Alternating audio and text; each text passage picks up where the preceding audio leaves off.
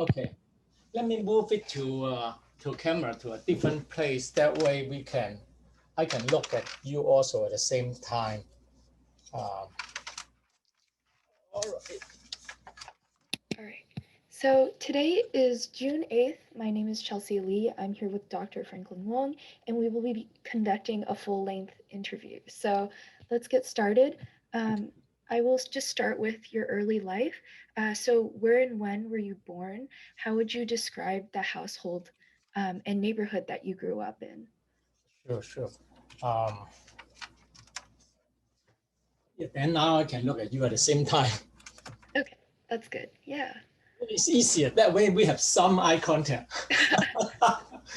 Okay. Yeah, actually, I was born in Hong Kong. We have my parents have four children, and I was number two, and I'm still number two. um, then I went to college in Hong Kong. At that time, it wasn't easy, but we managed. They only had two universities, and I get into one of them. And in fact, later after I graduated, I went to the other university to do graduate school before I came to the United States. I did not graduate because once I heard US take me, then I just run over here. I ran over here. So then I did my graduate school, not the first part of my graduate school in University of Arizona. Nice. So, can you talk a little bit about your parents' occupation and like some of the values that your parents emphasized during your upbringing? Yes, actually, you hear me better that way with the Yeah, mic. Yeah, yeah. my mic is right here. All right. Um, my mother is housemaker. She's a homemaker. She stay home, raise us up, four children. It's not easy job. Yeah. And then my father actually worked different things. He was a professional carpenter, but he didn't. After some time, then he went to different jobs, and then before I came over to the United States, he retired already. But the main value they emphasize at that time, my mom was born in Hong Kong when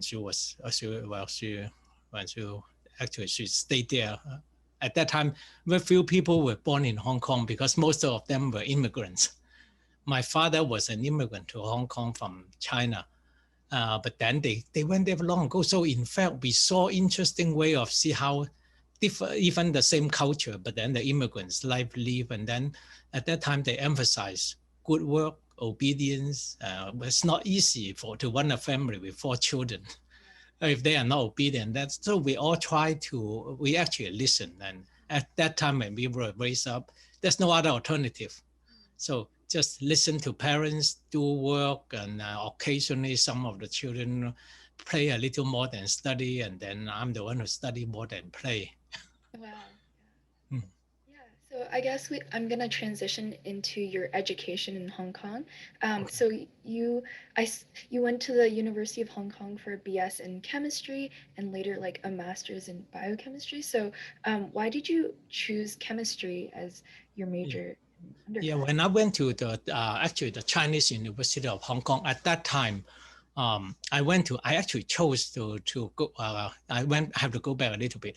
I chose to go to we call middle school in Chinese language, and then there was other choice to go in English language, but then at that time I chose the Chinese because at that the majority, 97% of the population was Chinese at that time in Hong Kong. And I think, hey, I grew up that way. Want to learn that way.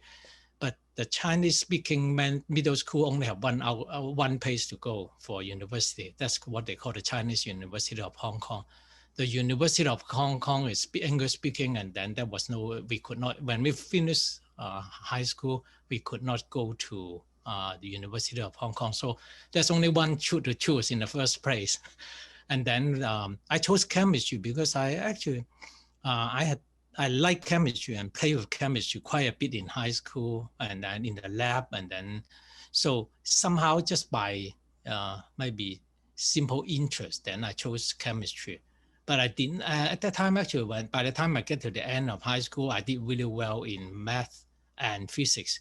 Those were my best two subjects. Chemistry is number three, but I chose chemistry because I actually want to see At that time, I learned, I try not to fall into the um, too intellectual and then metaphysical side of academics. So I want to see something I can see with my eyes. So with chemistry, I can change things in front of my eyes. I can see reaction, and that's a little more relevant to real life. It was just personal choice at that time. I mean, I could easily have gone into math and then become, go into that different route. But I chose chemistry at that time. Yeah, so thinking back. I can't hear you. Oh, you can't. Oh, Yeah, now I can. Now I can. Okay, I will Sorry. speak a little louder. So, Okay. Thinking back to your time in college, what were some defining moments you had? Well, first semester, I already went into a defining moment. Looking back, I actually can relate it. But then at that time, it was just it was the thing I wanted to do.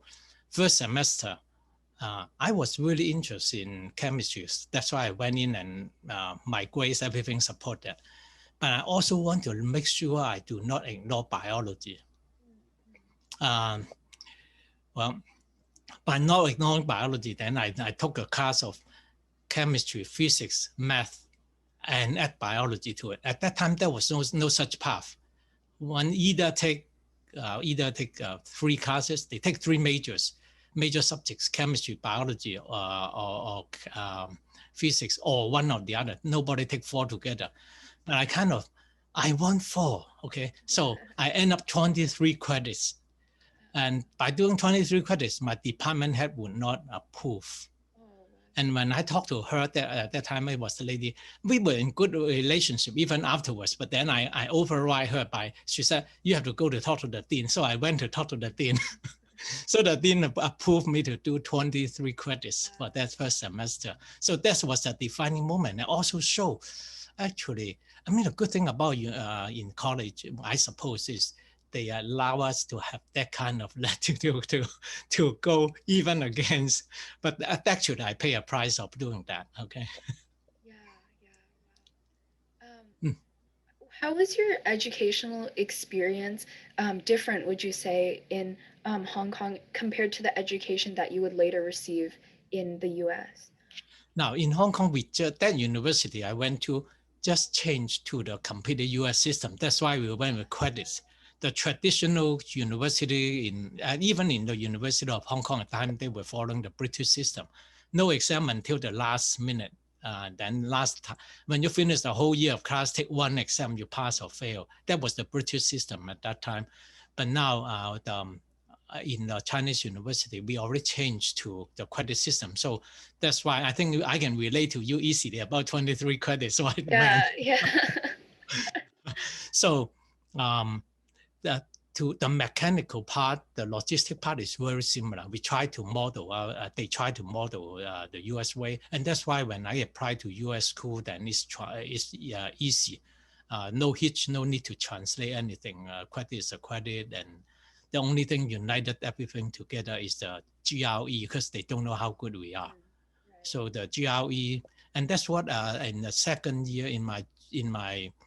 actually in my early junior year, then after I finished all the major core chemistry class, I took a GRE, and the defining moment was I find out I scored 91 percentile. I said, hey, not bad compared to US boys. So then that gave me the encouragement to apply to US graduate school. Yeah. So you then went to the University of Arizona for a master's in pharmacology in 1979. Is this when you moved to the US? And Yes. Why did you decide to end up going there? Yeah, I actually went there in 1978. Oh, wow. Yeah, I might be mixed up a little bit, but the correct thing is 1978. I graduated in Hong Kong in 1977, but then I went to the University of Hong Kong, the one that the British system, to do a master in biochemistry. But once I heard the University of Arizona told me, then I moved over to the pharmacology program. I chose pharmacology because I really want to see things happening in my eyes in a relevant way, relevant to everyday life. So at least with chemistry, well, not that I don't like it. I really like all the chemistry thing I did. Okay, I tried many interesting things, and well, playing with blood is a great thing too. Human blood, to try to modify human blood in the University of Hong Kong. All those are fun things, but I want to see more relevant to everyday thing. So I naturally moved to pharmacology, so I can see how it works in at least in animal and hopefully in humans. That's what I had in mind. So, well, moving to a different field takes some time, takes some adjustment, and I took some time. So when I finished, then then I did some. My thesis is on inducing seizure in a rat and how to suppress it. So to me, I think it's fun for a chemistry guy to can do that. Yeah, And we yeah. can relate to all the chemistry structure that I used to know, things like that. So I still take pride about making that move. I think still the best move I made is to transition. Yeah. Did any of your other family members move with you? No, nobody did. I'm still the only one from my family that live in the United States and pursued anything here. At that time, I was by myself and just to be on myself, learn everything Yeah. on my own. And it takes some time. I just like every immigrant or every foreign student, then we had to make that adjustment and to graduate too. Yeah. So what were some of like the challenges you faced, and was there like a big culture shock at first? Yeah, there's some. During the 4 years in my college in Hong Kong, I already start adjusting, learning, and then really make some preparation. Because, well, I think the direction I go, going overseas is the only way. Because over there, the old system used to be you stay in that silo, you stay in that discipline, and then that's the rest of your life. So visiting back with some friends now and still see the same thing. Not that they are bad. I mean, some of them do really well in different ways, but then to make transition to go to different discipline to become more interdisciplinary, I think that was the only way to go. And but so by doing that, doesn't matter where you are in the States, you still have chemistry guy have to make adjustment to become a pharmacology guy too. Yeah, yeah. So yeah, you have a very impressive educational background, and so when you came to America, we mentioned you got the master's in pharmacology, and then you also later got a master's of clinical chemistry from the Cleveland State University. Can Yes, you yes. can you speak a bit about your experiences in receiving your master's? Yeah. Um, Yes, in University of Arizona, I was kind of hesitated to go to the PhD program, but then once the Cleveland State University actually have a clinical, they call they actually have different names, but they call toxicology program, and then they also call it clinical chemistry program in PhD. So I left for pharmacology program to clinical chemistry. The hope is train me to be a person who can be a lab director to watch over all the clinical chemistry, all the tests they are doing, and also to develop new tests, things like that. I thought it was great. Now knowing pharmacology, knowing the really relevant part, I can use my strength in chemistry. I moved to there to do a PhD program, but in the middle of it, then I kind of, after I solidified, took a few more classes, prepared for the PhD, I found that there's a better program that opened up in Chicago. So at that time, I actually left. I decided to leave the Cleveland program. And when I turned around, I fulfilled all the criteria for a master degree. And for me, I talked to the program director. Actually, the talk wasn't too pleasant because they knew I was about to leave, and I was doing really well. Actually, I told them I want to leave, so I told them, hey, maybe I know I'm fulfill a second master, and I already paid the application fee of $20. So if you let me graduate, I get a master degree. If you don't let me graduate, you get attrition. Yeah. So it wasn't that pleasant, but then finally, after I left this place, and then they finally sent me the certificate, the diploma of master degree. So it's a fortunate or kind of it's an unintended kind of thing to get the master degree, which I don't mind. Just show that I have put in the effort. Then when I went to Chicago, I put in full effort in the pathology program. Yeah. I guess what were some like defining moments would you say from your master's program? I think that changed. The decision to move school is the one. And in fact, sometimes I think we all make the difficult decisions. The decision was moving from Cleveland as a graduate student, a doctoral student in Cleveland State, moving to the Chicago Medical School as a doctoral student also. Then this time is in the medical school itself. And I would be taking all the medical school classes along with my fellow student, medical students, but still as graduate student, we have to make a B and above, right? You probably know that. And it's not easy even for them to make C. Sometimes it's difficult, but I had to make B in every single class.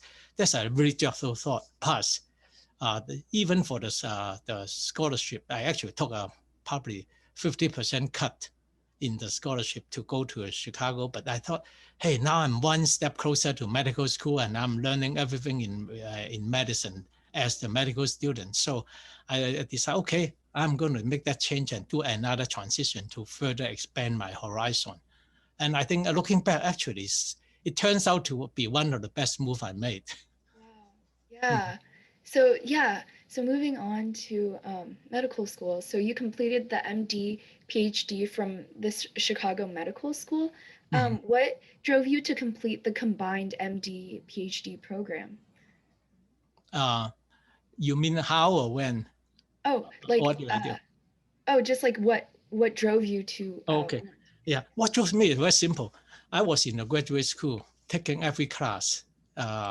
Almost every class I took is in the medical school curriculum.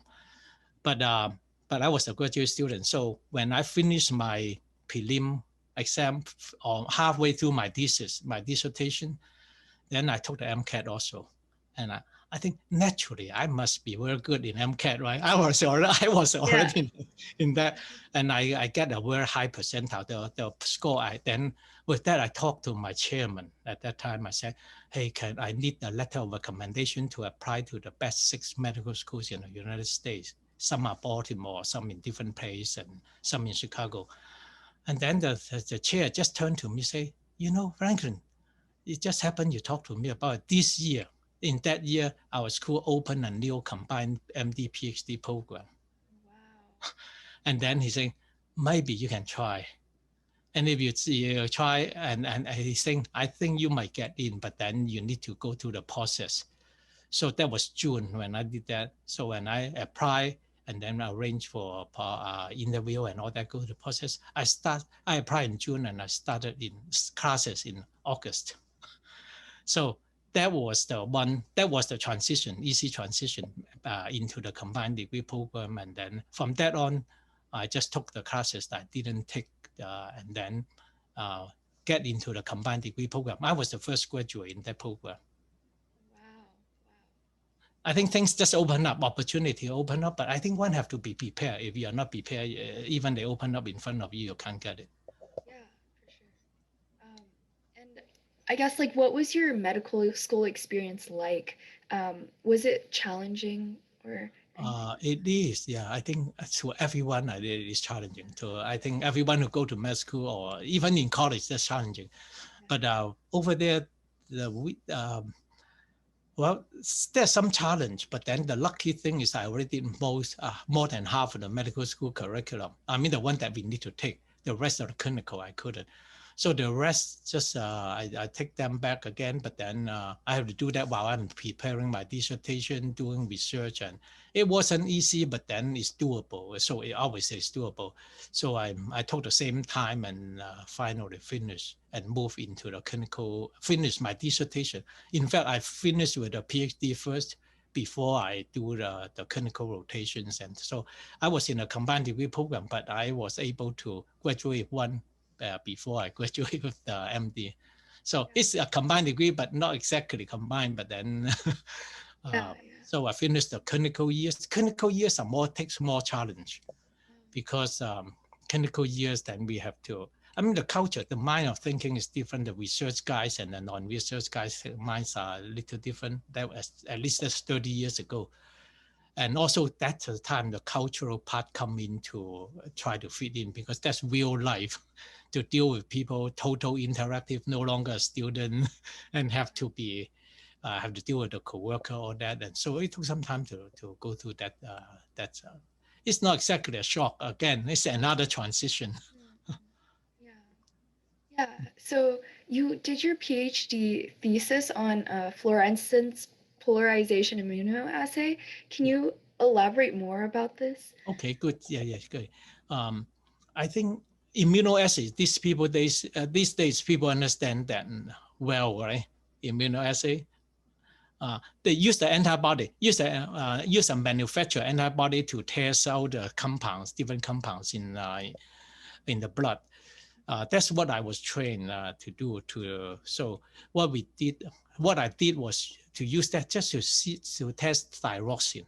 Thyroxine is a very compound that's exists in very small amount, nanograms per deciliter, in that range.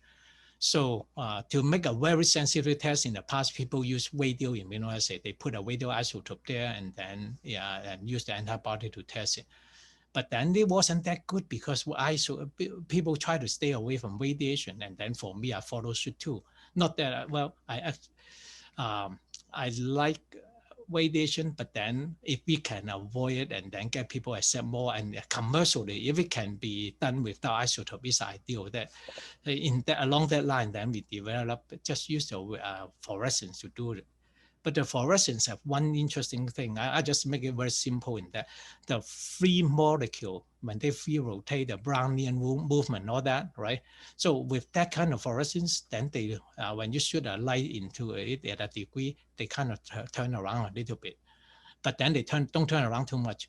But if you polarized light shoot into that Brownian motion molecule fluorescence thing, then they will turn into another degree. It's a characteristic of that particular molecule, and also characteristic of the solution too. But on the other hand, when you get it bound to antibody, they cannot rotate that freely anymore.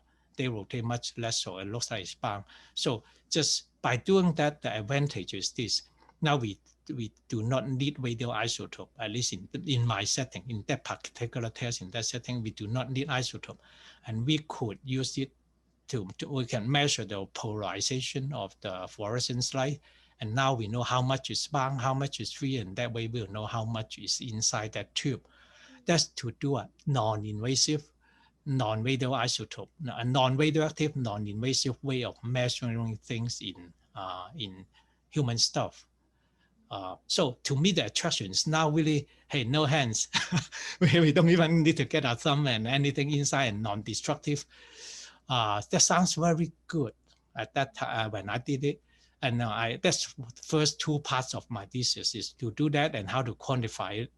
And the third part is to apply to a real serum, human serum. Again, we work with human blood and try to measure it.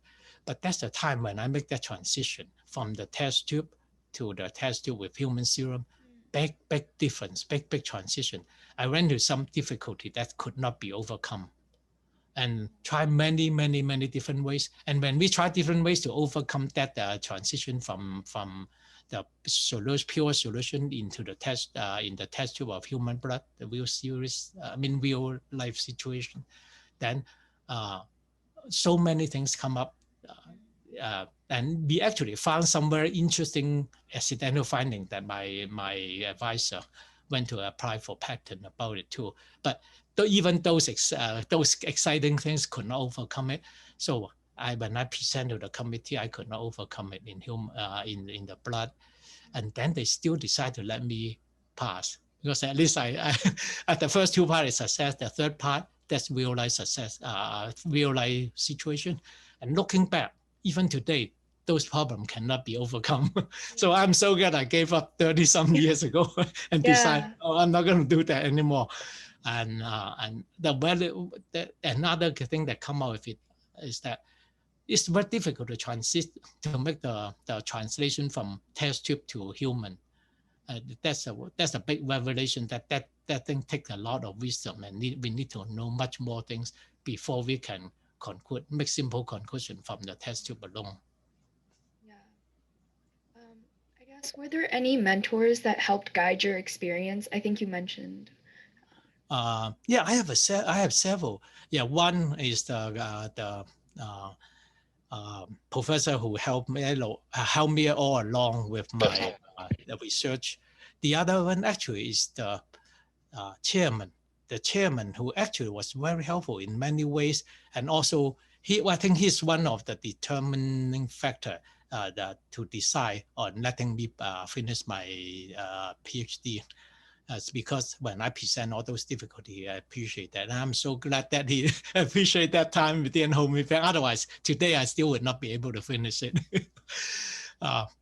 And I think with their guidance, and he's also the guy that helped me with multiple other factors along medical school too. That was the chairman that sent me to the combined degree program. And it turned out it turned out he helped me in more than one ways. The other thing that he helped me was during the course of our interaction with him. He was young, relatively young, early 50s. He got a major heart attack and get into triple bypass. So I bought some of my we have several people in the combined degree program. I took several of them to visit him beside, and with a lot of things. And with the advisors he see, and then seeing himself actually bounce back and become even much more healthy lifestyle, eat healthy. And he's still, I think his last time I saw him maybe about a year ago, and he's more than 80 years old. And he was chairman for a long time too. So seeing him also learn something about that. And then I think the learning is multiple ways too. I guess now we can transition into your early career. You became a resident physician in internal medicine at UC Irvine, and then switched to neurology at UCLA. Yes. What was this experience like to be a resident physician in these like two different fields, and which one did you, and yeah. Actually, it goes this way. For neurology residents, we have to match during medical school. That's how we match more than 1 year ahead. So in my medical school at the end, probably the 4th year, when we have to choose residency to choose, I actively choose neurology. I did not consider anything else. One of the reasons is related to my early work. I was working on neuroreceptors and neuroligands actually back in Hong Kong. But my other work is on epilepsy in Arizona. All those are neuroscience. And I really like neuroscience very much, and think I can relate to that. I can build on it. So under that kind of rationale, I just chose neurology. And then I matched in the UCLA and they call the Wadsworth VA program. So after we matched that one, we still have to find our internship. And that's how the internship is a 1-year program. It's known as the transition. So then I chose the UC Irvine and Long Beach VA program. I see. I guess between internal medicine and neurology, can you talk about just like which one did you enjoy better, I guess? Well, when I did that, they call intern, but actually resident physician is the same thing for that 1 year in UC Irvine and Long Beach VA. I learned everything in medicine. Cardiac, heart, I spent 2 months in. Cancer, I spent 2 months in. Emergency room, I spent 2 months in, and the rest just do some, we call the wards or the floor, the inpatient, some we do different things. And I actually enjoy it because that's what I learned in medical school, and now I do everything. But what I didn't like is the one I didn't like most is in cancer, actually, at that time, because at that time, cancer care was very, very limited, 35 years ago or even more than that. And then I see patients die on me all the time. One example, one day I went, every morning we have a morning conference to go back, report about the patients, talk about new plans, all that. during one of the conference, I get a call to call out. We call a call. We get called out to a call. That means some patient is about to die. We have to do resuscitation. I get called out twice. And then when I come back to the conference, I lost 2 patients already. I just say, oh, I hate it. I hate the experience. I don't like to see people dying, and it's not me. I'm not going to cancer. And you don't know the implication by saying that. I'll tell you later. By saying that, I don't like to go to cancer. And today, every patient I have is cancer. Yeah. Okay. Yeah. Okay. So but then going to neurology is what I was looking into. I was looking into it, see the mind, how the mind works, the brain and people's mind, brain and people's motion, brain and everything. And to me, I like the brain. So I was really fortunate to be able to go there and then get in touch with so many things, including instrument. In neurology program, with instrument, we can measure people's brain wave. We even talk about people's magnetic wave. And then we turn around, look at them at that time with MRI and also with PET. PET was a new tool. PET was a new tool, I think first started in 1980s. And then that's the one we can look into metabolism of a person or a living thing or animal. We can look at their metabolism inside the body anywhere and without it, again, no hands, non-invasive investigation. And to me, those are things that attract me so much. And I was really fortunate to be able in the place where we actually have 3 PET scanners. PET scanners are very rare at that time. There are only about 10 or 15 in the country. We have 3 in 1 square mile, because in the VA, they have 1 in the main campus. We had 2. And then they also have the cyclotron to produce new different kind of exotic compounds to test the body, the brain, the cancer everywhere. So to me, it's like going a kid in a candy store. Yeah. Can you talk a little bit about maybe like daily life of your residency and how that was like? Daily life, well, now okay. In the residency, in the neurology residence, I actually moved different place. I live in Santa Monica a little bit, and then learn about they have the rent control issue. I'm not sure we are familiar with it in Texas. Rent control is in one of the nicest place like Santa Monica. The regions have rent control. The landlord cannot raise rent too much and have to be limited. So turns out the housing was quite inexpensive. Unexpectedly going there. So I stayed there for a while, and then I stayed in some other closer place too. So the daily life is just work hard and have to take care of patient. I mean, I had a commission to watch the floor meaning the ward for 2 months in a row twice. And I was given the incentive, say, if nobody died during my 2 months, then they will send me to a national meeting. So I actually managed to do that. Except one patient actually died 2 weeks later at home. The 94-year-old, we did everything we can for him, but then, so they don't count that death against me. The program could have counted against me and then not let me get that trip. So they let me get that trip, and then so I managed to enjoy it. So it's busy, but it's rewarding too. And then we were able to talk to the teachers and talk to new people. And I also went across the main street to the main campus, talk to different people, and get to know the PET program. PET is the positron emission tomography thing that can do so many what we call metabolic imaging. And from that, I get in touch, and that's how I spring on to nuclear medicine. Yeah. So you became a postdoctoral fellow at Johns Hopkins and are now a professor of nuclear medicine and neuro-oncology at the MD Anderson Cancer Center. Can you take me through the progression of your career? Okay, sure. Yeah, that's another almost difficult choice, because when I finished neurology, I could have just gone out and practice neurology and do that. But what attracted me is the PET scan. I actually happened to have some opportunity. I actually did a PET scan rotation in University of Chicago during my medical school time. And because I was attracted to the instrument anyway. So having done that, unknowing to me, I know that program director. They know me, at least know that I was eager to learn. So in UCLA, when and the Wadsworth VA, we have the PET scan. So often when I was very friendly with those people in nuclear medicine, then they call me, "Hey Franklin, we have a spot open today, a PET scan spot. Do you have anyone you want to send over?" This is free invitation. Today you do a scan like that, it costs so much money to do and effort. But at that time in a research setting, it's easy. And then I look around and then, oh, this one might be good, and talk to the patient. And if they're willing to, then we just send them over. By doing that, I had more experience in PET. And by doing more PET, at that time, I actually had a publication.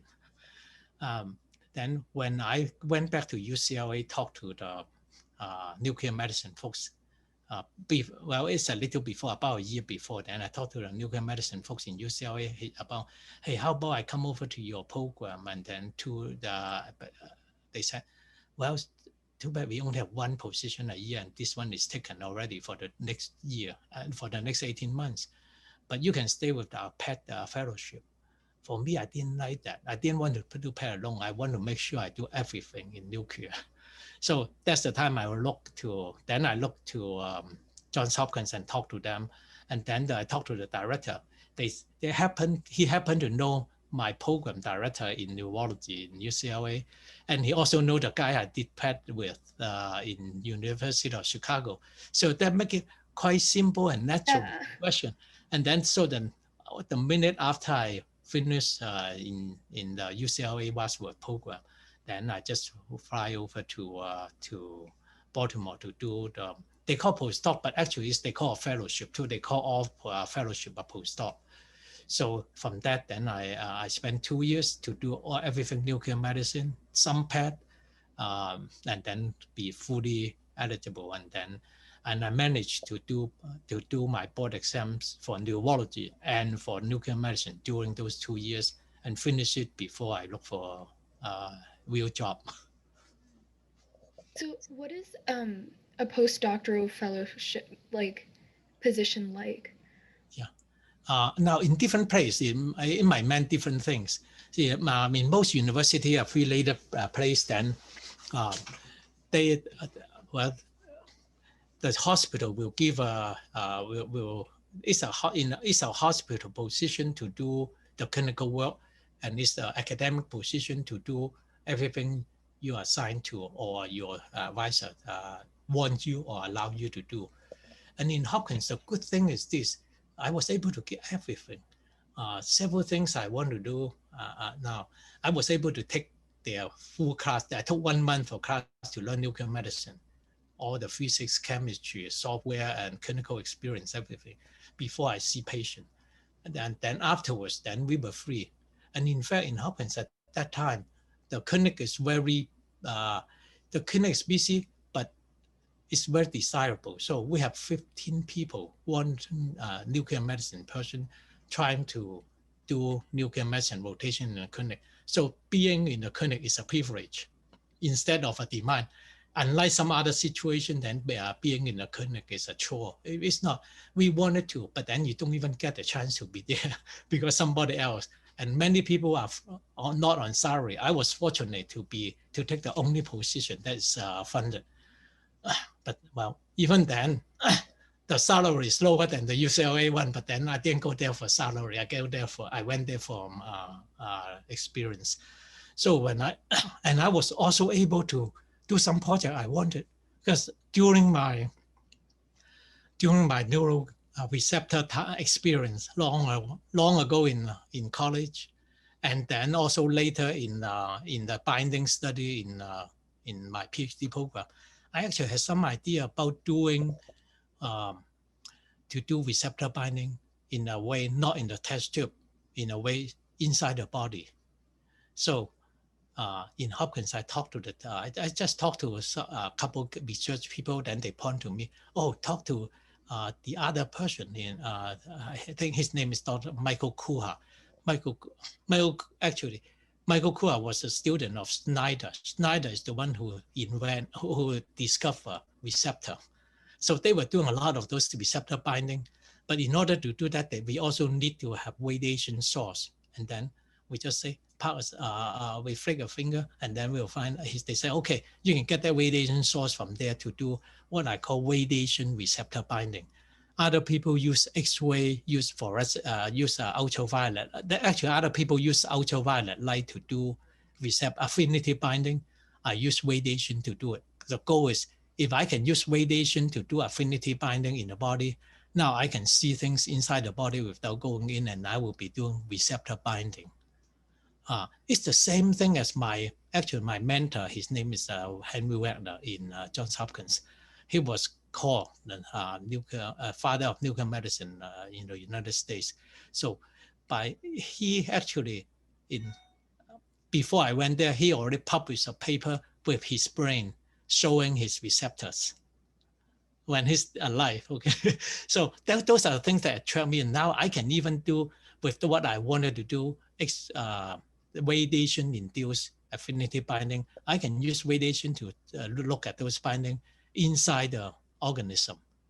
So by doing that, then they direct me. This is my own project, all from my own, but several other researchers, some of my mentors, his name is Dean Wong.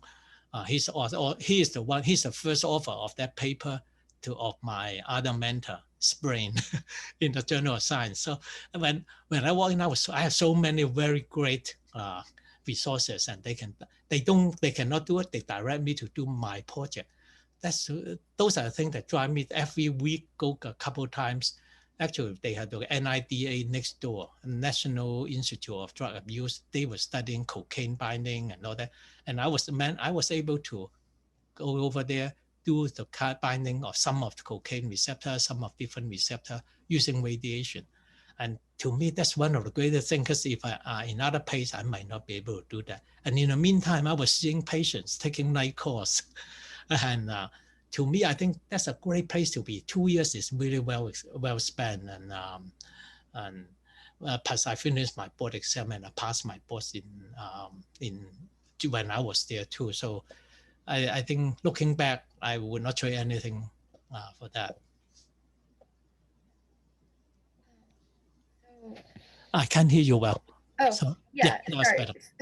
Okay, so you also did a JD and MBA program, which is Sure. very surprising. Did you decide to, so like, why did you decide to pursue law and business after attaining your MD and PhD? Now, then I came to MD Anderson in 1992. When I came here, the good thing is I was very busy. I went to 3 clinics. Now, I went to nuclear medicine clinic to do the regular, and I was on full load. I wasn't taking any shortcut or anything. But on top of it, occasionally, I managed to arrange I also work in the neurology clinic to keep up my skills. And I actually get a joint appointment in neurology also, in neuro-oncology also. So, and then on top of it, the thing that attracted me to MD Anderson is because they also have a PET clinic. So we can do those day after day, and the clinic only do PET scan, unlike for cancer. So I was really, this is another great place, kid in a candy store, everything I want to do. And they also have some professors and some researchers that is doing affinity labeling. So I continue my project with the radiation affinity labeling here while I was in Anderson. So it was a great time, because then I go home a little late, might be 9 or 10, something like that. But then, but the day is well spent. And I met very interesting guys too. People here, they do research. One lady chemist showed me how to do radio iodine labeling of different molecules. And then a physicist showed me because he made the PET scanner himself. He was the one who built it. So he showed me all the interesting tricks here there. But then about a year after I get here, that's the time what we call managed care managed care is the thing as HMO, different kind of contract, all that. 30 some years ago, the managed care penetration in Houston market was 7%. But when I get there, after I get there in about 2 years, the wave from both coasts move in. And then at that time, the penetration get to about 17%. And that's what alarmed the institution. And they said, wow, we have to watch. And it's rightfully so, because when managed care come, the reimbursement come down, and the financial impact is they need to close one program. And when they look at one program, the PET program is attached to what they call the proton therapy program. Proton therapy is a great thing. They create new things. They use the proton. They even use neutron beam to shoot into patient to do treatment. And those they call the cyclotron program. I'm sorry, it's not the proton. It's a cyclotron. So, but then it's many $million. They have 10 scientists, but they to help. They see 6 patients a day. So by the institutions look and check, they say, we cannot afford to have this to keep paying for, to keep the cyclotron program. And then they said cyclotron / PET. And then we were the innocent bystander. So they decided to close the program, even though there are many different rescue plans and different opposition. Then 2 years after I came, 1994, I think that at the end of 94, the program is closed. So I only had to do nuclear medicine clinic and occasionally do some PET clinic. And occasionally do some neuro oncology pain clinic. And the rest of the time, I'm back to myself. I have plenty of time. So for seeing that, so that's the time I think maybe this is a good time to kind of bring back my old interest. My interest in law actually started long ago. Even in Hong Kong, when I was in the University of Hong Kong, I already sent in application to the University of London. At that time, they have this external degree program in London. It's well known. They have been going on for many years. So I was planning on, while I do graduate school in Hong Kong University, I would also do the external degree in law, because I was interested in really learn really how all those rules, how the law works, the law and laws work. That actually relate back a little bit during my first year too in college. In the second semester, when I was not taking 23 credits, I took, it's not necessary, not required, but then I took a class in, they call government and public administration. Because for me, I actually want diversity. I really want very broad diversity. I want breadth of the study. So from that, I learned that, and then turned out it's not that bad. I learned quite a bit about society, law, rules, and how to run a place.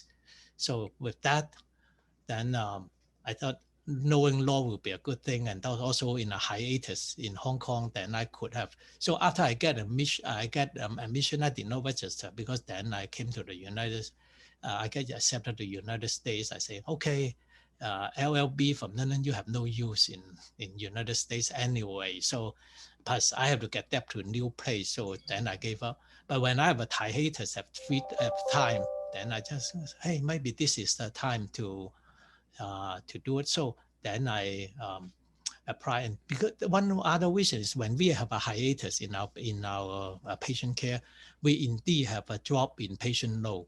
We were going home at that time. We were going home at 3:30.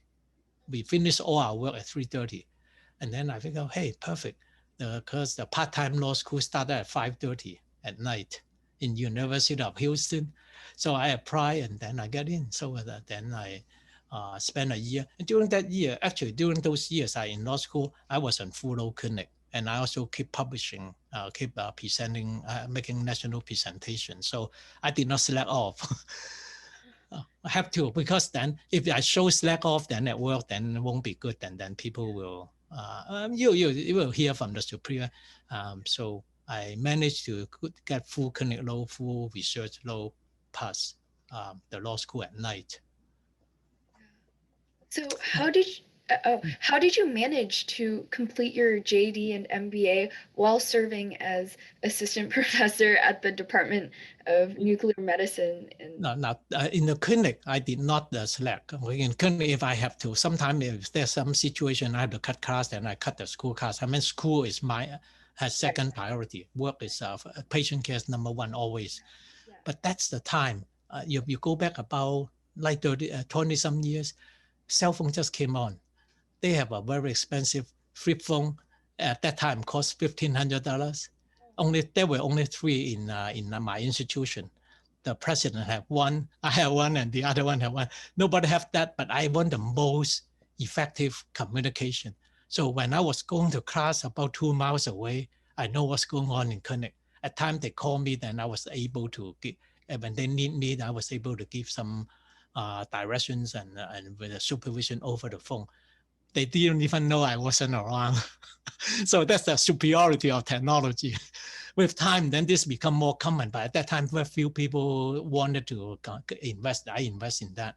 Plus, during law school, the first year is busy, but law school, our classes are Monday to Thursday. Well, with one Monday to Thursday classes at night, 5:30 to 9:30. It's not easy, and those are the time that my dinner become Kit Kat bars, Diet Coke and Kit Kat bars. Those are my dinner for quite a while. But it's done because it's done. And also I chose classes in healthcare. Now there's a core law class that nobody can change. After the core, there's the elective I chose in healthcare and also in intellectual property. So with that, I also took summers. Our summers well, we actually have some vacation.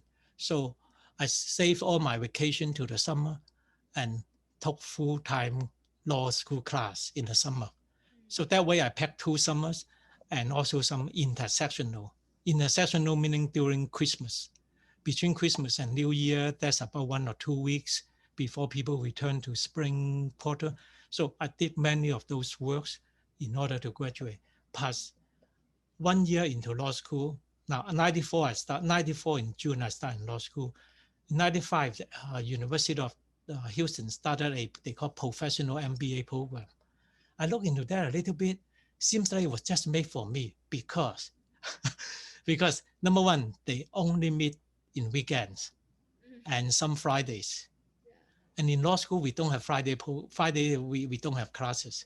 So end up, I said, okay, I'm going to use that to accelerate my law school, and it worked. Actually, I get about 18 credits. Total credits, 90 hours, and then 90 credits, but then I get 18 from the business school. So when I was in the business school, I was getting 2 double credit to the business school and to the law school. So I was able to accelerate, and I finished the JD in 2.5 years. Because one thing is, work is busy and slowly catching up to us. But slowly we are getting busier, and with more, and there's some other responsibility that's catching up. So I know I have to minimize that time, and so I did minimize the time. Finish. But in the business school, I actually like to learn the business too, because I want diversity, I want breadth. So plus we had a great group. We were in a cohort basis in the it's just like executive MBA program in a cohort. We were doing well, and then we had our shoe store. We run a shoe store trying to sell other shoe people. So I think might as well stay for the rest of the time. So I did stay for the extra year or so in the business school, which is relatively easy now compared with before. So I finished the business school also, and I think our shoe store did really well too. We beat other teams too. Wow, So, yeah. Did you also need to lead research during this time for yeah, I your did. other?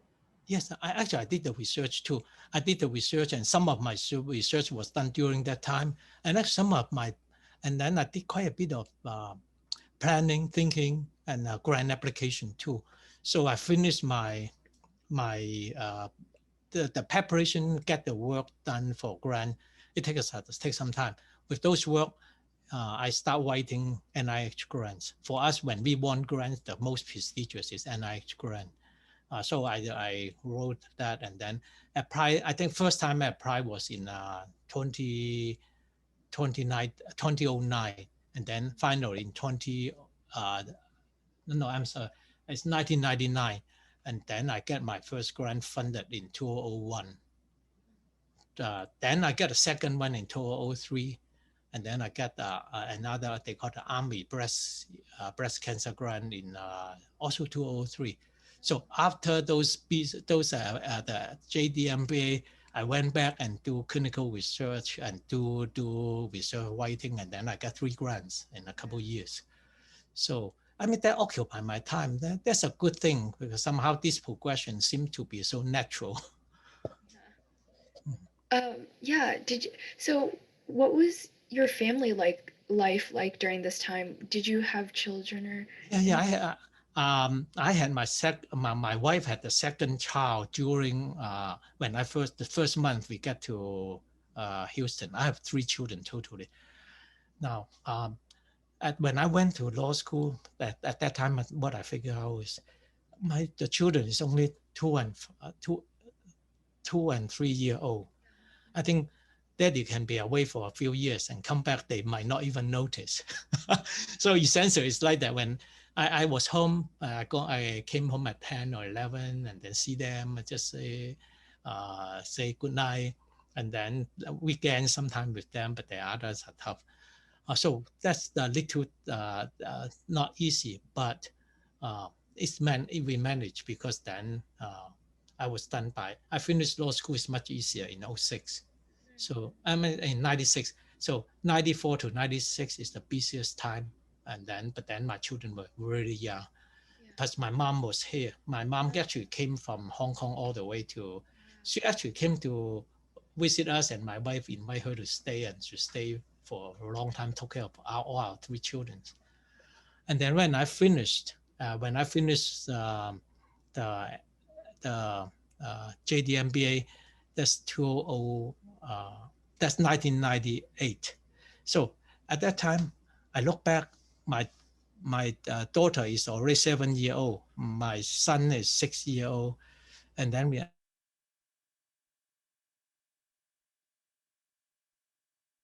he's grown up out of the school, and then my friends was going into the empty nest kind of situation. So I talked to my wife, said in 2008, I talked to my wife, let's have another one. So you won't go into empty nest too early. And at least she accept that challenge. So in 1999, I mix up the time probably by 10 years, but 1998, I finished MBA. 1999, we had the 3rd child. That child actually, he finished his college from Rice University this year. You might even know him, Kelvin Wong. You might not know him. He just graduated. Wow. Yeah, he's joining the McGovern Medical School entering class in a month. Very nice. Wow.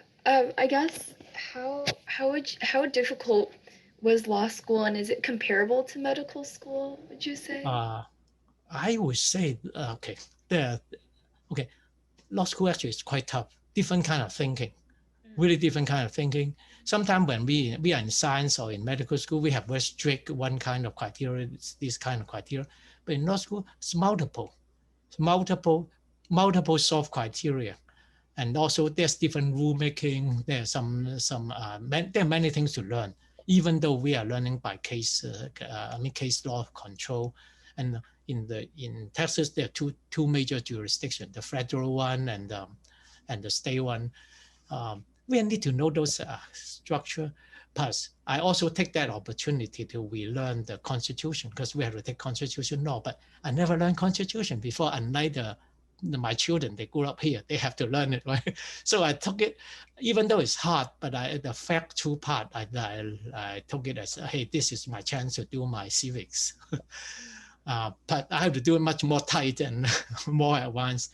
And in fact, I did. So it is hard. I think the law part, the core is very hard, but it's essential. It's really important. And in fact, I can tell you, probably if people do that, this is the minimum. There are many things we actually don't do in major US law school curriculum. They don't do, but they shave off like international laws, like some others very crucial stuff. Um, One have to learn those, and I had to learn, and I did at least I've get to I get to having to answer to do many things, but I had the advantage. I was able to do scanning. I was able to read things by doing scanning. And very few people do scanning. I scan some paragraph in and search for words. Today is natural. I think everybody does it. But that time, 1995 or so, nobody's doing that. But I was able to have the ability to use the computer to choose words so I can read much faster. I want to choose it, boom, I go in. But these days, I mean, hey, it's a given. But hard is done, and then the thing I chose, health law and patent and intellectual law. Those are things I like anyway. And later, I actually, in 2003, then I went back and then studied a little more on patent law, and then I become a patent lawyer with the United States Patent Office. Yeah, they need not all lawyers can practice law in front of the patent office. They need to have a bar. They need to have an exam to qualify, and only some people can. And I managed to get in, register with them. You also have a patent for local regional internal radionuclide ablation of abnormal tissues. Would you please elaborate more on this technology? Okay, sure. Yeah, that one actually, I have a book I can show you. Okay.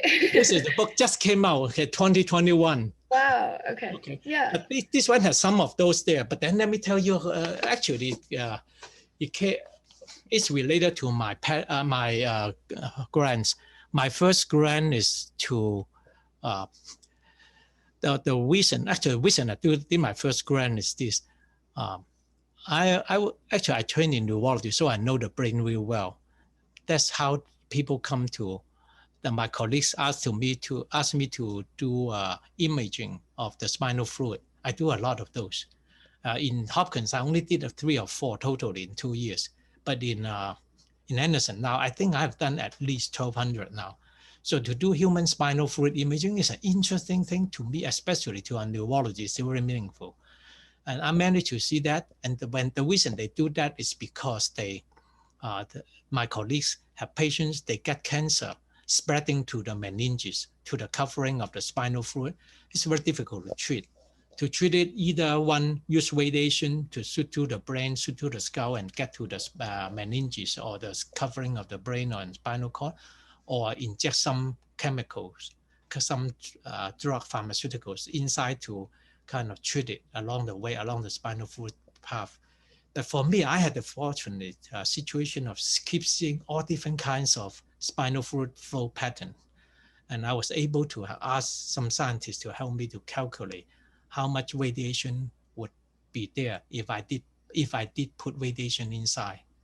So somebody already done it, but they did it with a very expensive, difficult to get kind of monoclonal antibody.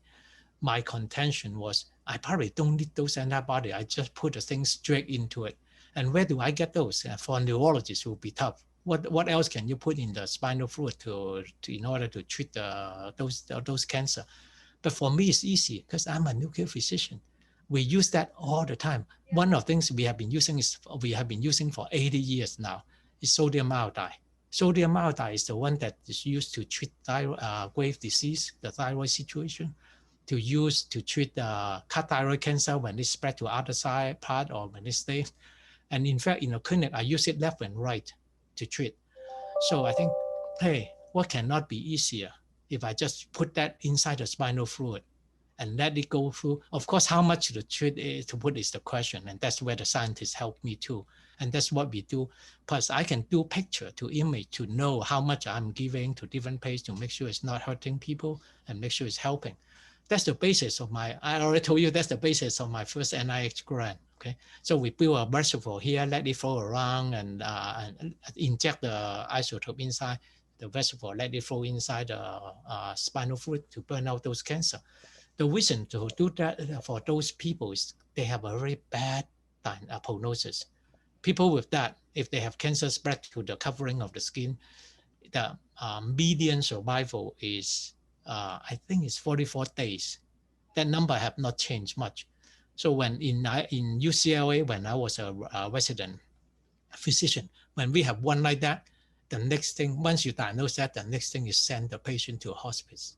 Okay, that was 1980s. Today, it's still the same in the community.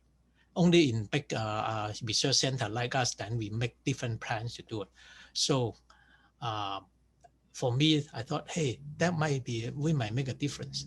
That's one NIH grant. But while we were doing that, we went into situation. So the situation is sometimes to implant the Ommaya vesicle takes time, takes effort, and also a surgical procedure, and in fact, all kind of complication can happen.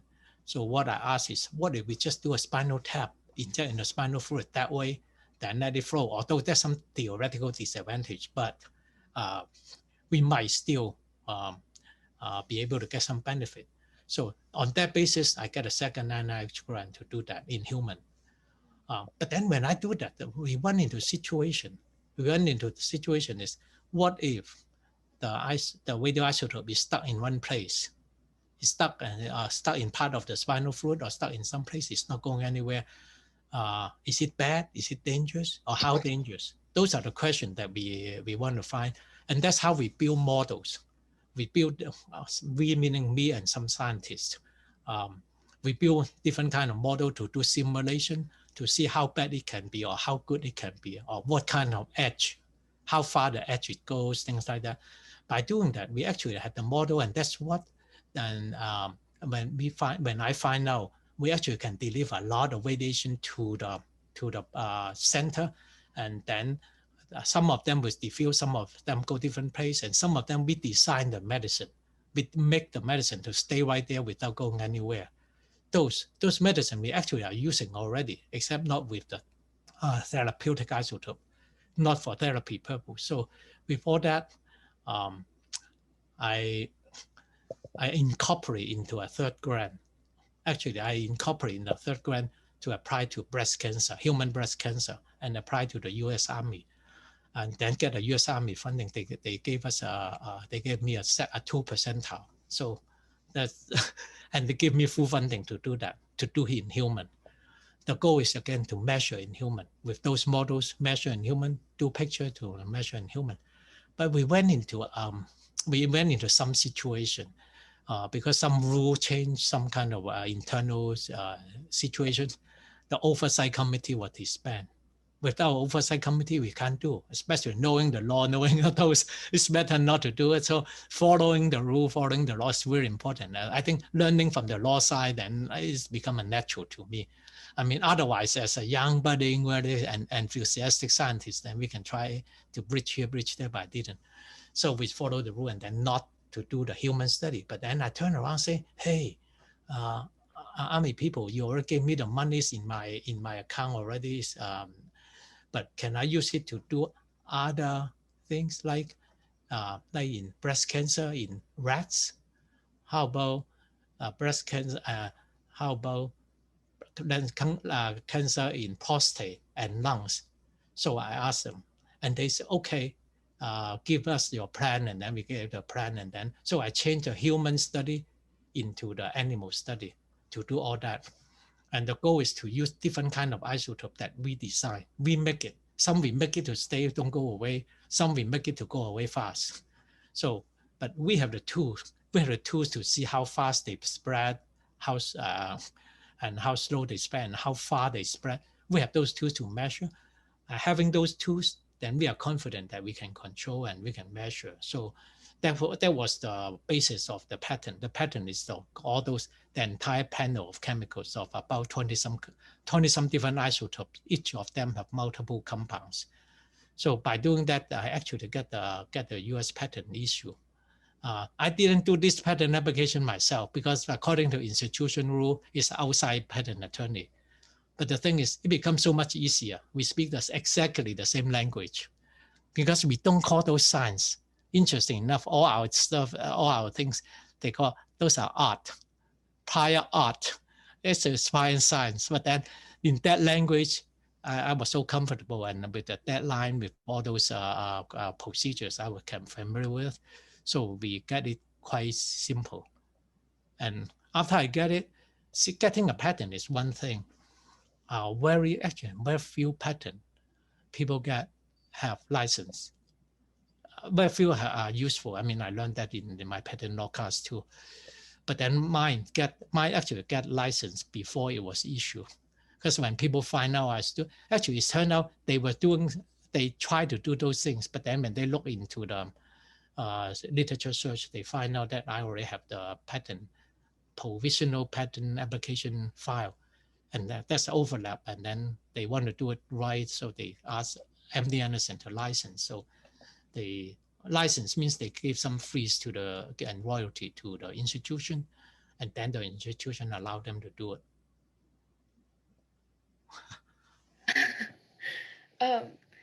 Yeah, you are also licensed to practice law in China, as well as Texas. And so does it help to have these licenses internationally? And have you ever practiced in China?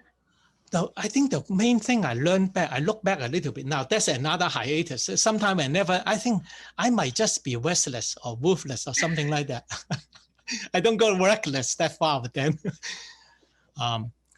there's also some hiatus in different ways too, because sometimes things are busy, sometimes we are this and that. So just to make it simple, I actually find out, learning earlier, I was telling you the international laws actually should be very important. I actually think in the US, we should have it in the major core rather than as an elective. Because I was born in Hong Kong long ago. So China opened up quite a bit.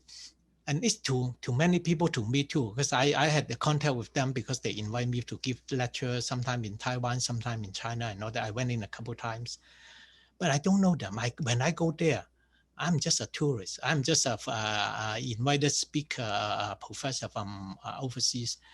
And although I could understand from the language, I could understand, but then what I really did, to me, is very foreign. Also different regime, different system, different politics, all that.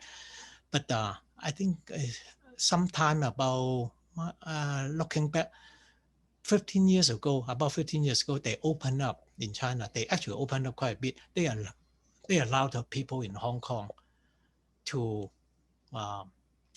become a registered lawyer in China, but they have to take a bar exam. But the advantage I see is this: the bar exam over there is covering 1.4 billion people. The bar exam in Texas covers 55 million people. So to me, the attraction is, wow, potentially I open up a big clientele over there. Although my interest is really not exactly to be actively practicing daily law kind of thing, okay? But the attraction is, hey, I can learn there. Plus, that was the way, to me, the attraction is, now I learned their system. I learned the entire, at least the written system, okay? Law is just something in written. Daily life and law are very different, no matter in US, in anywhere, okay? Even in patent, it's different. But at least the written part, and then, so I took the chance to go over there, find out some classes I can learn, because I also have the law degree and license here. So they allow people from Hong Kong with law degree to at least take the exam to become a licensed, what we call lawyer over there. Here we call attorney. So it took me a few years, because I went in there took some classes along, and most of the time when I'm invited to a lecture, I go. Then after I finish the lecture, I did not go to the wining and dining, and then just move over to the class place and take 2 weeks sometime, occasionally. So doing that for a few years, then I took their test. That test certainly is in Chinese, right? In Chinese, and then they actually have a taking exam. I think I don't know for you, but taking exam like multiple choice is easy, but their multiple choice is not easy. Their multiple choice is multiple choice. It's not a single choice. You choose the correct one. So that means I figure out some of them, if I guess, I have 1 out of 17 chance of being right. Things like that, okay? So take the exam, but they still have a written. The written part, luckily, they allow people to write a good traditional Chinese too. So during these few years, I brushed up my old Chinese, written Chinese, which I forgot long ago. And then also I had the opportunity to learn not only the law, but learn the system, to learn how the places run, and keep seeing the people back there. When I go back to see those people, to take classes with them, they are common people. They are not unlike my law school classmate here. I had the really privilege to compare the two kind of people, the lawyers, the budding lawyers, the same way. And plus, I wasn't observing them. I was part of them, right? In both sides. So being that, then you don't have the observation bias, and then they don't feel I was any different. By doing that, I actually observed the life in two sides over the time, and I really like to see the change to it. Change over quite a large amount. They are very much like us in many ways. The way they react to people, the way to do conflict resolution, and then they still have some. I mean, like everywhere they have some different kind of regimental thing, and then they still have slogans. They still have, but don't we have slogan too, right? So things like that give me a chance, a rare chance to see both sides, see the society, see the everyday people life, and I really enjoy it. And then finally, I passed that exam in, I think it's 2013. I passed it. And then also I had a rare opportunity to go in to present cases in the courthouse over there. Uh, yeah. So they actually require me to be involved in 10 cases. So I was involved in 10 cases, went to court and get their document. And then with that, they let me register. So I become a registered lawyer. But with the COVID these days, I haven't even gone back much, but I only keep up my continued legal education over there, actually online. Very much like us here, my continued legal education in Texas also maintained to online. Okay. Yeah, so you talked a bit about your business school experience. Hmm. What did you enjoy about it, and was it different from the other educational experiences that you've had previously? About the business school thing, I actually met different people. The people from all walks, and mostly they are already in business.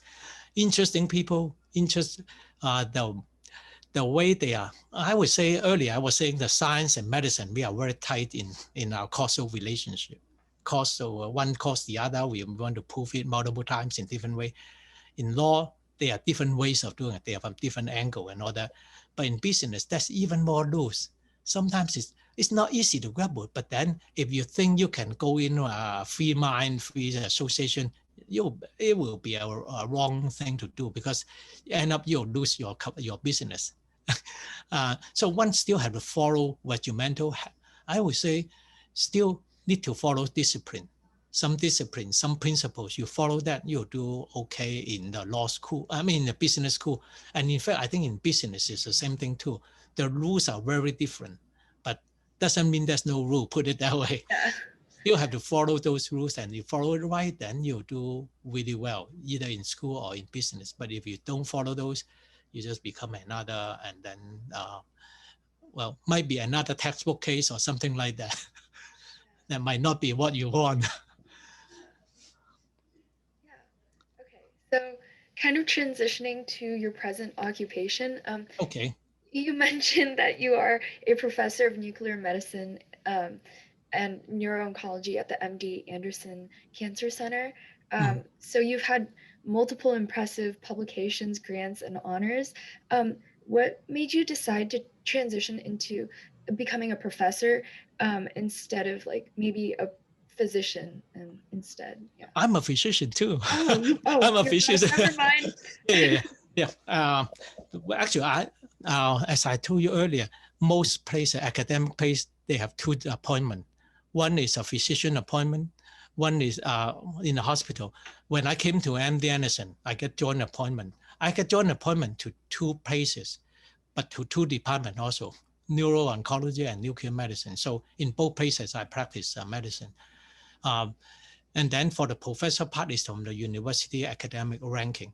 But I do actually, the things I do have a lot to do with professorial too, like getting research, doing research, getting grants, getting publication. Those are for professor work. And then I teach medical students in sometime rarely in Beta, but then often in McGovern. And also I teach mostly our main mission is to teach resident and fellows. For us, we teach more fellows. So many people rotate in our place to learn one-to-one learning, sometimes one-to-many, but mostly it's like apprenticeship kind of situation, but that's not what we call it. But the people spend a year from overseas or from another institution, and some do it for a board, some don't do it for a board. To us, doesn't matter.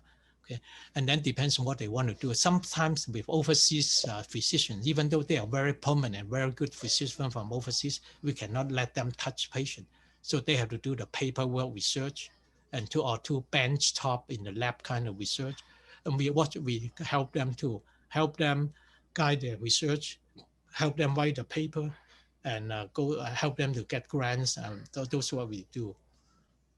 And obviously they write paper.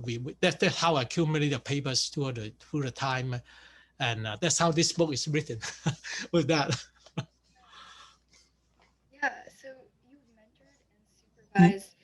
So you've mentored and supervised the research of a number of students. And what is like the most important thing you've learned in mentoring students in research? Now in research, I think several. Some came in that we train. We have to give them they need to know the basics. Number one, they need to be smart. Most of them are smart. If not, they won't be here. Okay, in the first place, but learn the discipline of working, and then we have a tight causal relationship. One A cause B, A must cause B. If you cannot be for that kind of causal relationship, we are very stringent in establishing those criteria, and that's why they need to learn statistics and the quantitative methods and all that. And also they need to have a good kind of, I would say, discipline to themselves to dedicate to the work, because work often, unfortunately, the unfortunate thing, my own experience is most of the project fail. Mine too. I'm writing another book to talk about those things too, the failed projects.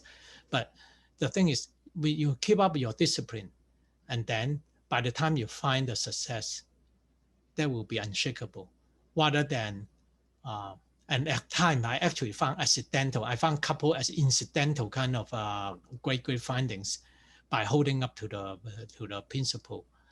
One example I tell you is that I emphasize to all my research people is that when you do simple thing, when we do experiment, inject some drug to treat the cancer in a rat, we don't just we do raise up.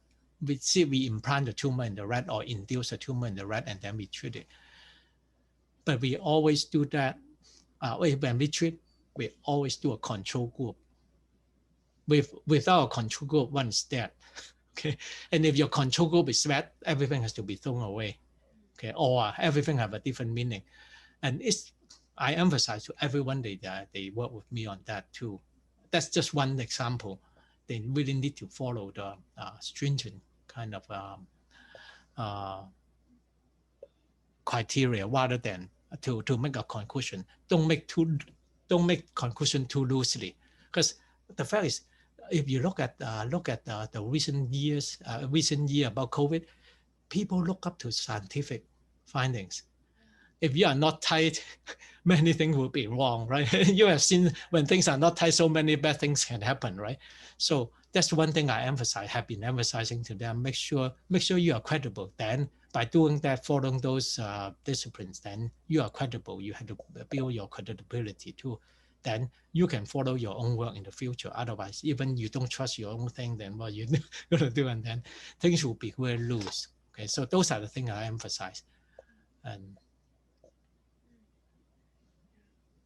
so you've also received multiple honors, including the Young Clinical Chemist Award, Fellow of American Academy of Neurology, Fellow of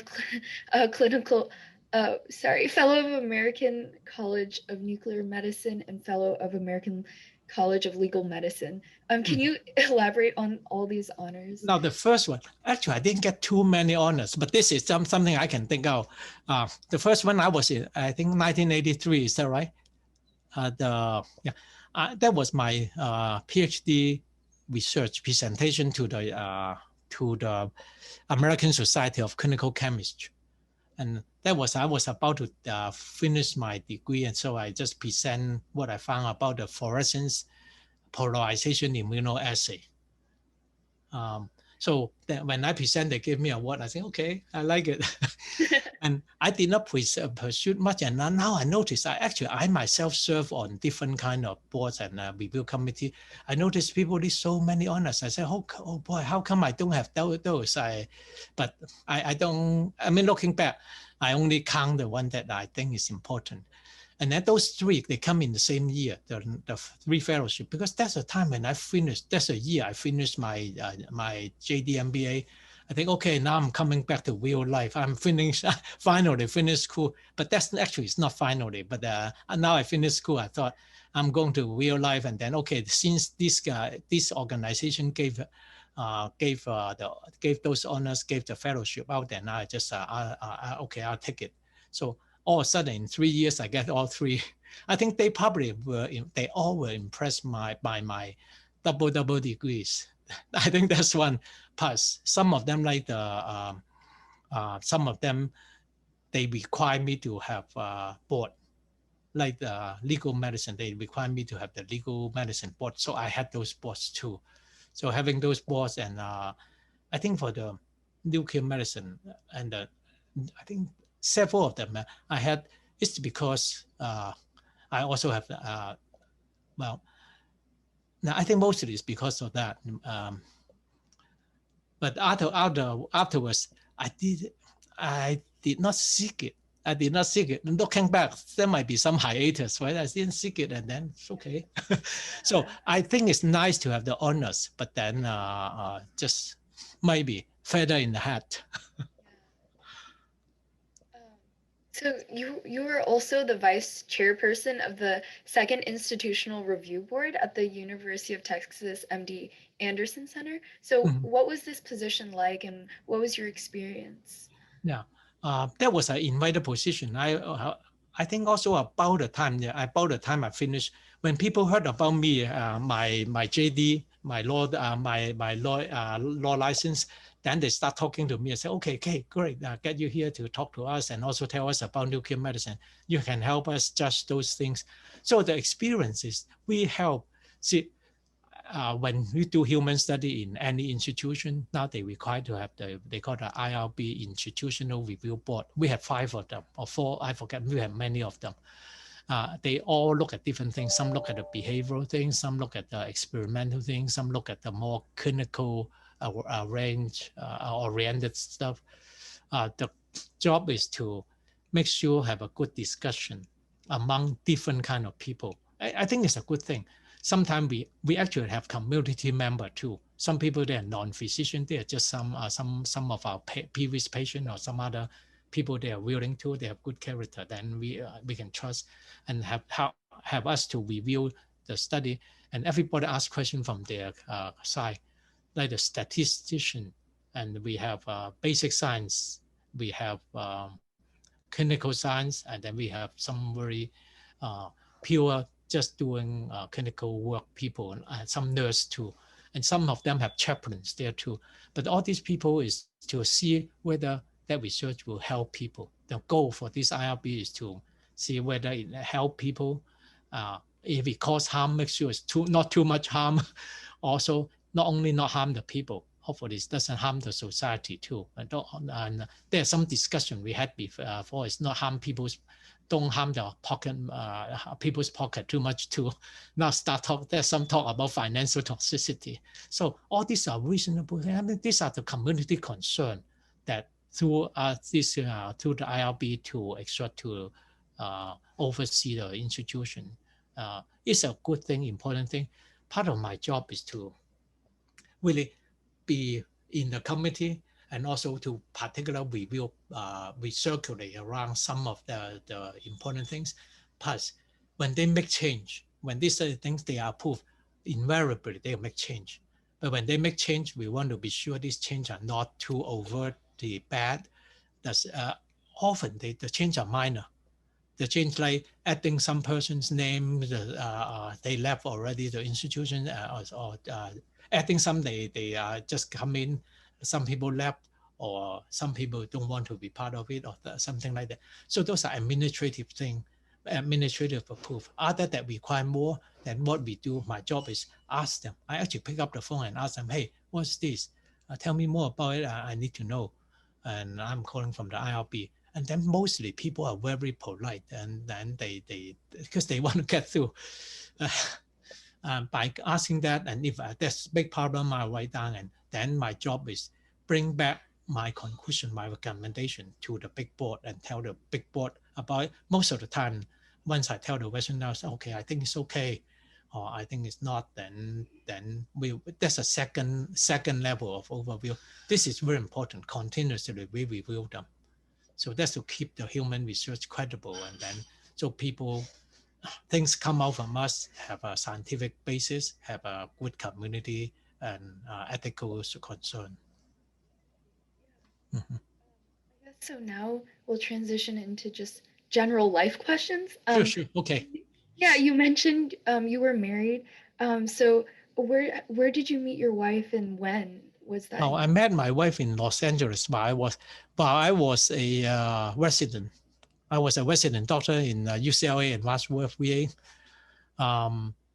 Then she was there. She was there she was helping her family to do some business. They were running some corporation there, and then the interesting part is actually she's talking about at that time by the time I met her, I already applied to the Loyola Law School part-time program. But then when the issue come up whether I have a wife or have law school, and then that time then I chose a wife. But doesn't mean I couldn't get the law school back later. Yeah. If you do it the other way around would be tough. Yeah. So I did, and then that's where I met her. Then we moved to Baltimore for Johns Hopkins, and that's the place where we had our first child, a baby daughter. She finally turned into a patent attorney. And then we moved to Baltimore. Then we moved to Houston. And when we get to Houston, then I really like the place. Have so many things. I actually did work in the lab for the affinity binding along with my other people. And then I was in the clinic, and I was really having a good time. Yeah. So how would you say you balance work and life? Because it's not easy. Yeah. But at times, actually, at times at least the work I actually enjoy. But then the regular life, family life, I was fortunate. I had my mother staying with the children. So during several years, then at least they can be on their own. And of course, I'm home. I am home at night, and in weekends, then they will see me. But I would say, I was busy too. Okay, it's not easy. But then having my mother there, my wife actually is very. As they both help me to take care of the family so well. I'm really blessed. Okay. So now, and then I try to have time to keep them company. And then we actually travel when I'm not busy. We actually manage to almost go back to Asia. We used to make a trip to Hong Kong, Singapore, and back to United States. We make it almost every year as in a summer trip. Yeah, maybe a week or two in Hong Kong, couple of weeks in Singapore, and then come back to Houston. So we do spend some time traveling, seeing family in different places too. And then when the children grow older, now I have more time, especially those two boys. I took them to do different things, to do boy things, like yeah. And then my two children follow my suit.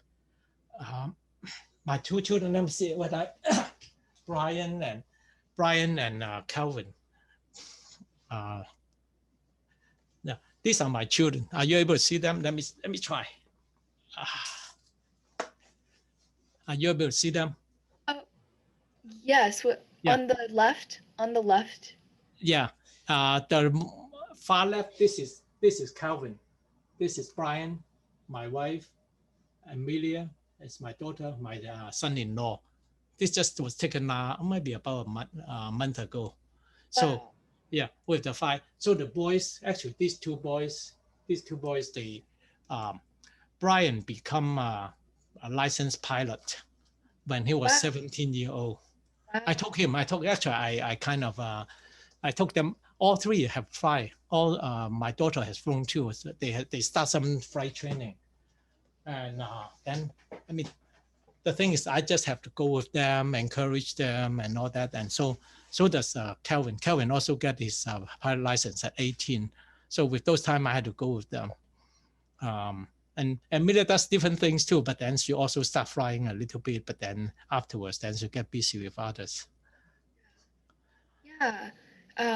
So yeah, I also saw that you do have a pilot's license. Yeah. And you like fly helicopters and other aircrafts. That's those are the fun things that I do. I mean, in between work, in between other things, I start flying actually in Chicago. Actually, I started flying in Arizona when I was a graduate student. Then I saw those Cessna had a program that enticed people, discovery flight, and that's how I started in Arizona. But then I couldn't do too far. At that time, graduate school is important, must finish and then move on. Then I continue in Chicago. Then I get my pilot license. Actually, how I did was this. In Chicago, when I finished my prelim exam for the PhD, I had 1 month to prepare for it. And then I have 1 week left for vacation. So during that week, I said, I remember this flying thing well. So I just went to study the written part of the FAA exam. The FAA pilot have an exam. We need to do we need to finish it before we start solo. So I finished that and then I took the exam and passed. Then I said, okay, now I can start. And then that's how I started flying. So everything I did it in between busy time. In between busy time, then I did.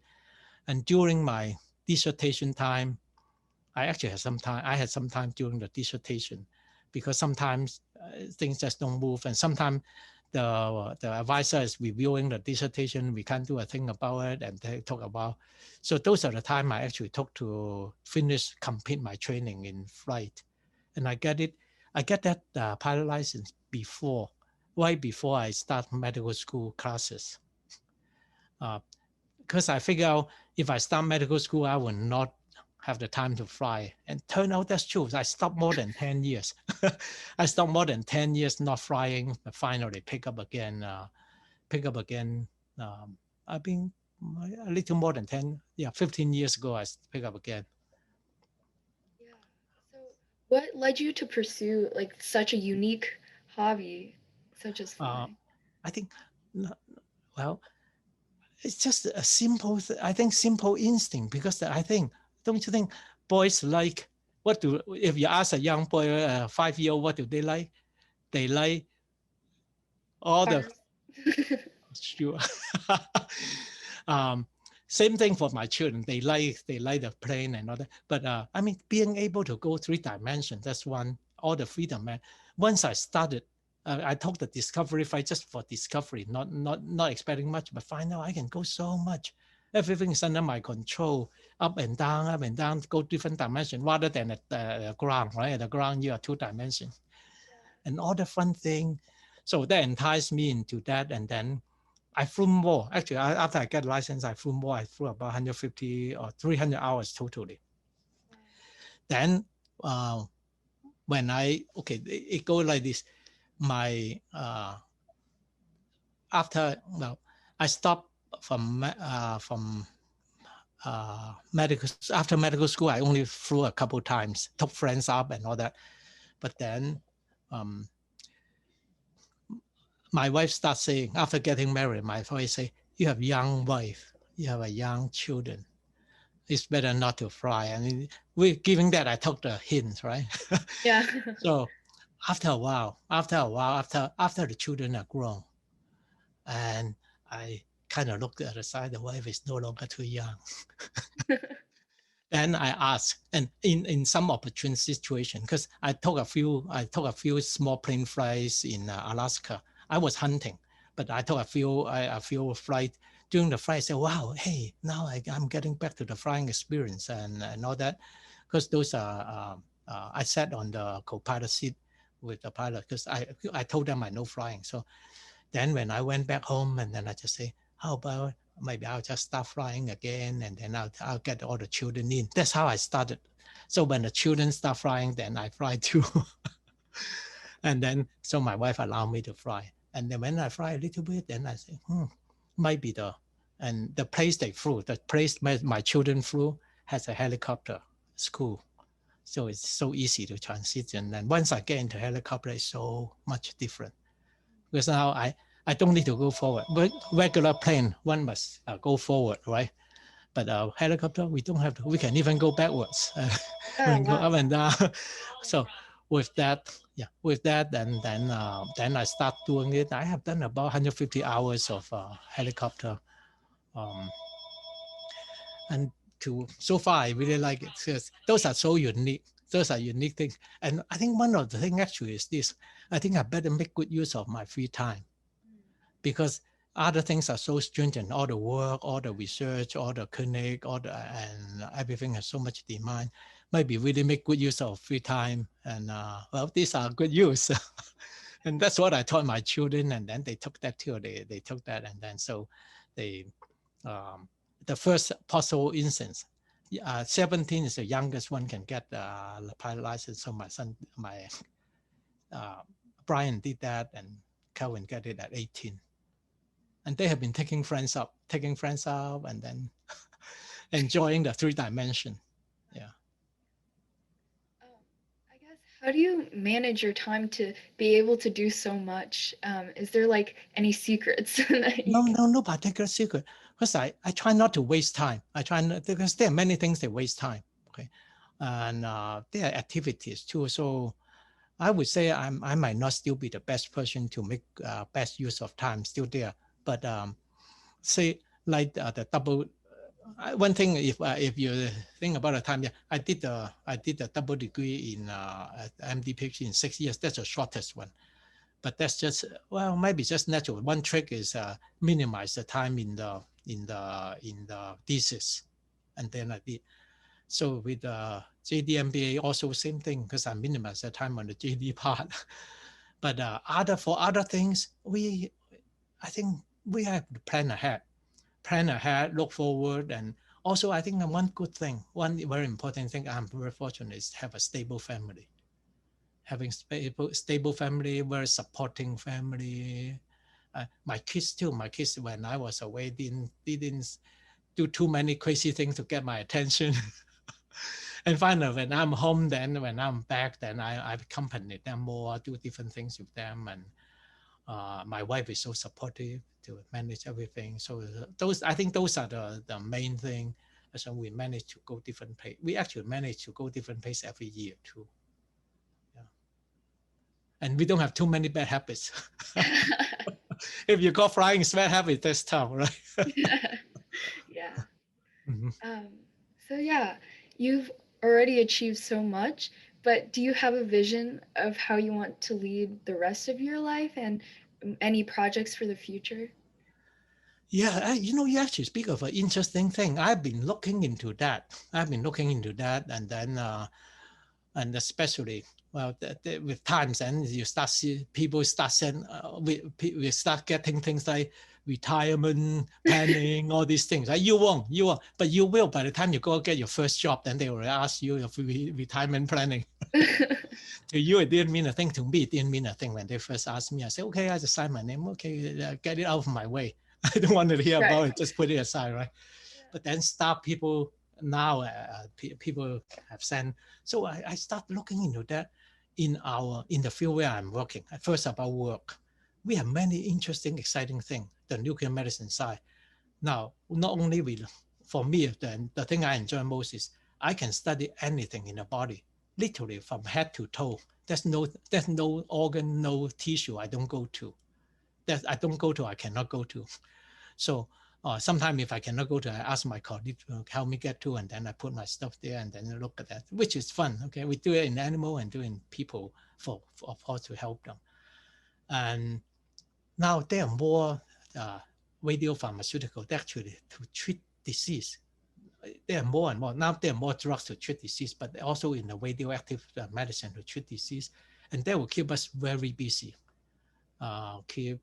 So if I want to stay into this same situation, it will take probably take. I can stay probably. My guess is at least 10 years like that. But the next question is, what are you going to do after 10 years, right? And the second question is, what if less than 10 years? I mean, those are questions that have gone through my mind quite a bit. But for me, I think right now, one thing is, I think I will like keeping up to know the world, to know everything, because right now things are changing so much. The internet changed everything into a different world. The cryptocurrency, right? Well, changed so much too, and all these new digital things coming up. So I actually took a class. I'm still taking it. They call it, well, in updating myself in the digital world, and what to do after or what to do. Uh, well, future planning, future forward-looking kind of continuing kind of education. To me, I think continuing education is great. And in the law side, then I'm continuing in the medicine side. I'm continuing both in neurology and nuclear medicine and in general medicine too. So keeping up with the flow is a good thing, and then knowing what it is. Like yesterday, I finished my ACLS, Advanced Cardiac Life Support Training, and find out that things have improved so much. This is what we do every 2 years. As a doctor, every 2 years, I like to update it to make sure if I see somebody die on the street, then I can go help more than CPR. So all those things, I think if we keep it updated, then we are still relevant. So most important is keep ourselves relevant.